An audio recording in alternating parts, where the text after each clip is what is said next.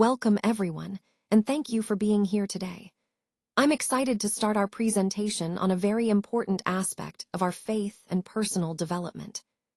This is the cover slide, so I'd like to introduce the topic briefly. We'll be exploring a powerful hadith from Abu Hurairah, may Allah be pleased with him, which highlights a key element of the perfection of our Islam. Throughout this session, we'll reflect on the meaning of leaving what does not concern us, and how this principle can positively influence our daily lives. Let's get started and delve into this meaningful teaching. Some translators have interpreted this hadith to mean that it is part of being a good Muslim. However, the scholars and commentators clarify that the true meaning is that the act described is about perfecting or completing one's Islam. It's not just a basic requirement, but a sign of someone truly fulfilling the essence of their faith.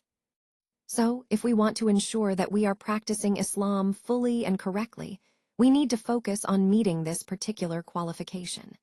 It's about striving for the perfection of our faith, making sure that our actions align with the highest standards of Islam. This reminds us that the perfection of our Islam is a key part of living a complete and authentic Muslim life. It's not just about fulfilling obligations, but about continuously improving and aligning ourselves with the true spirit of Islam. Today, I want to highlight an important aspect of embracing Islam. There are some hadith that emphasize how crucial it is for someone who converts to Islam to do their very best to complete and perfect their faith. This isn't just about learning the rules, it's about truly striving to improve oneself in the path of Islam. When a person commits fully, Allah promises that they can wipe away all of their past sins.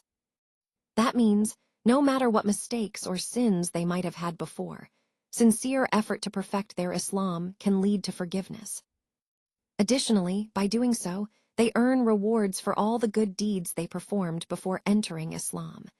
This shows us how Islam values sincere effort and continuous self-improvement. It's a reminder that embracing Islam is not just a one-time act, but a lifelong journey of growth. This concept ties into our overall theme of striving for spiritual excellence. It encourages new Muslims, and indeed all of us, to view our faith as a dynamic process. We should always aim to do our best, knowing that Allah's mercy and reward are vast for those who sincerely seek to perfect their faith. In this part of the hadith, it emphasizes that a person should avoid things that are of no concern to him.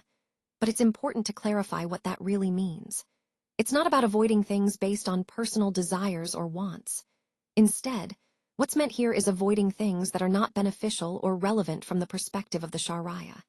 In other words, these are matters that, from a religious standpoint, hold no benefit for him either in this life or in the hereafter.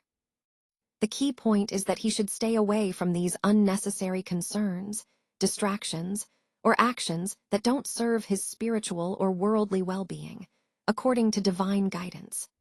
This is about focusing on what truly matters and not wasting time or energy on things that are of no real benefit or importance. So, when we talk about his leaving that which is of no concern to him, it's a reminder to prioritize what is beneficial and to avoid getting involved in trivial matters that don't add value to our faith or our life's purpose. This aligns with the overall theme of mindfulness and purposeful living in accordance with Sharia. This slide is about understanding what truly matters for a believer. As we reflect on this hadith, it's important to remember that our actions, beliefs, and speech are all interconnected. The key point here is that we should avoid engaging in matters that are of no concern or benefit to us.